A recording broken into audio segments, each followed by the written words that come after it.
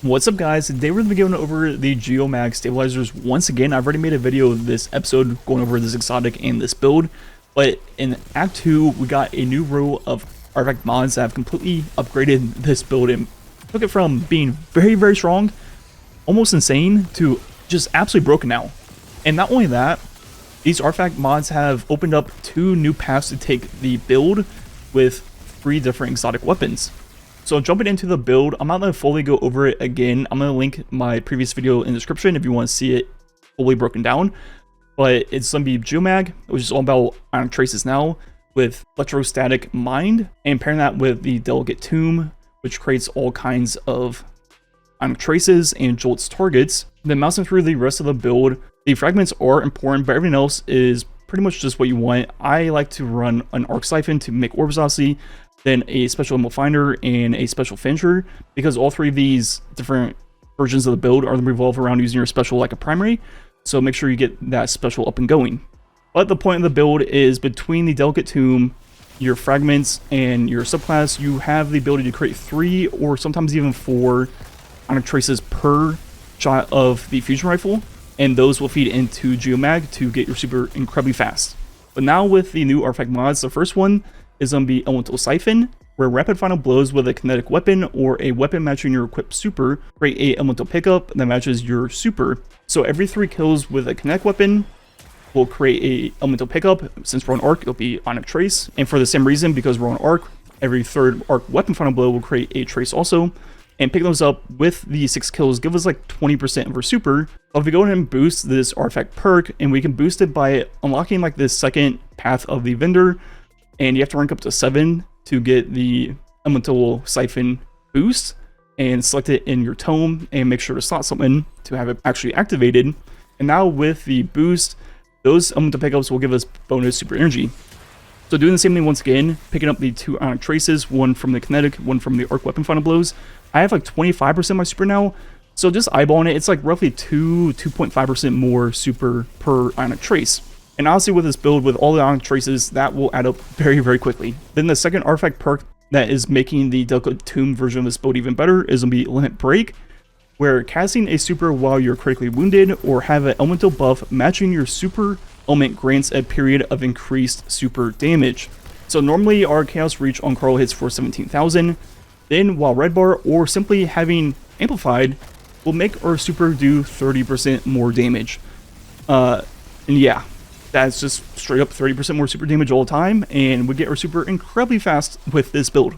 So overall, this build with the Delicate Tomb hasn't changed much. The big difference is we're creating even more ionic traces from every 3rd rapid final blow with our arc weapons, meaning every single time we use Delicate Tomb, due to our aspects and our fragments, along with our artifact, we're creating at least 4 ionic traces per shot. Sometimes 5, but always at least 4. And simply picking those up give you like 40-50% of your super instantly. So in the right situation, honestly, you could just shoot twice and have your super already, as long as there's enough enemies in the group. Make sure to proc all the different ways to create the ionic traces. So the Delicate Tomb is still my go-to favorite version of this build for just pure Ackler. But now with the other 3 new mods, we can actually take a look at some other versions of the build that might be just as good, if not even better.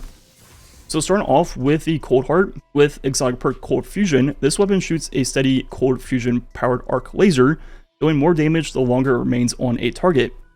Then the secondary perk Longest Winter periodically generates ionic traces while it's in its high damage state. So the way this weapon works is as you hold down the trigger and do damage, it will kind of overcharge the weapon and do more damage, and it'll be up to a 80% buff, which is very massive. But more importantly for this build, as you do damage in the high state charge, it will create ionic traces, roughly 3 to 4 per magazine, and the high damage state kind of ramps up and ramps down. So even if you have to reload or swap between targets, it's not just instantly going to reset back to 0. So as you can imagine, using that along with all the other ways to create ionic traces in our build, I mean, this is easily rivaling the ionic trace generation of Delicate Tomb, if not surpassing it.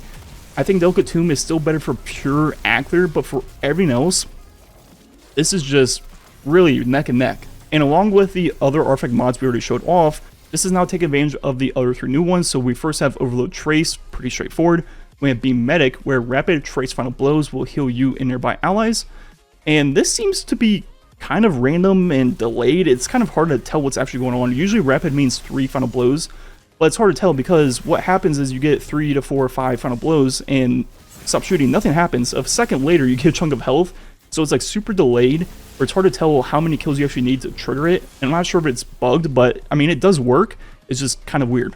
And the final artifact mod is Harsh Refraction, where Trace Rifles do more damage to targets afflicted by elemental debuffs matching their elemental type.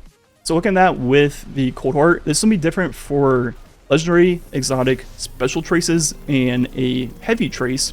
So starting off with an exotic special, it's going to be a 35% increase to the damage as long as they're jolted, blinded, or any arc debuff. So taking that into account with the Coldheart, where it's going to ramp up and do 80% more damage if they're jolted or blinded at extra 35% damage, the DPS of Coldheart for just ad clear, killing majors, mini bosses, champions is honestly pretty strong.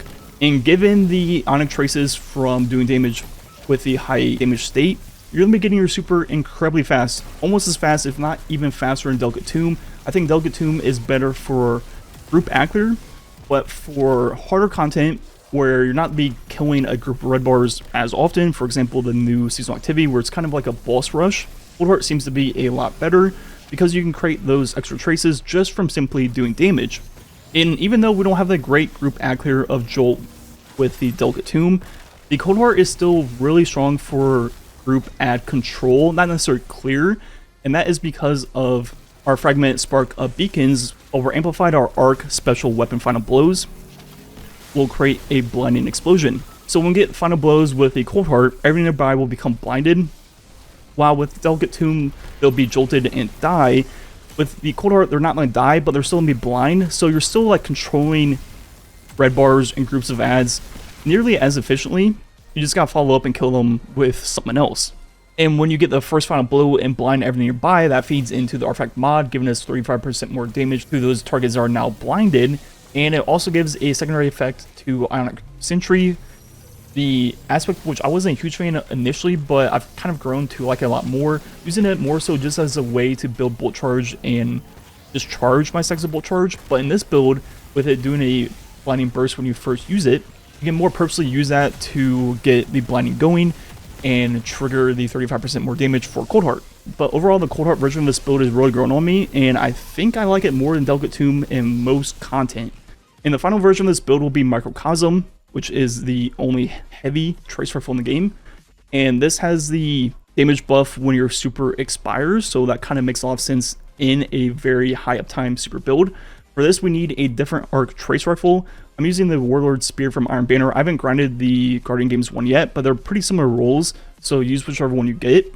And as mentioned with the artifact mod, with a legendary trace rifle, it's actually going to be 50% instead of 35%, so even higher. And with something like Jolting Feedback, very easy to proc.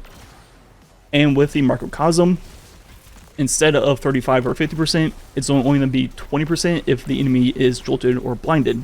And this will stack with the damage buff from the weapon itself when your super expires, going up by another 20% to these numbers right here. So this final version of the build is more about just straight up boss damage. Obviously, you're going to have way lower uptime on your super. It's still going to be pretty good just clearing out with your legendary arc trace rifle. But obviously, you're not creating any extra Ionic traces through your ad clear. You're not getting the extra traces of doing damage with Coldheart or the Final Blows with Delicate Tomb. But it's still going to be pretty high super uptime. But now when your super runs out, you have a heavy weapon that gets a buff from using your super and from the jolt that is applied from Chaos Reach to the target. So it's more about sustained damage on a higher health boss. So for example, in the new seasonal activity, sometimes you kill the first boss with your Chaos Reach, and by the time the second one spawns in, you still have both of the buffs for your Microcosm, and you kill them with that. So I can see this version of the build being better for like maybe dungeons, the dungeon encounters with bosses, or maybe even some raid encounters, where it's less about ad clear and constantly getting your super up over and over again, and more about just the one use of the super. Anyways, that is the 3 versions of the new Geomag build. Once again, it's going to be linked down below. And yeah, definitely try out this build if you haven't yet this episode, and definitely try out these new versions, especially the one with Coldheart. It is equally as fun and honestly probably even better. Anyways, like usual, thanks for watching. Catch you guys next time.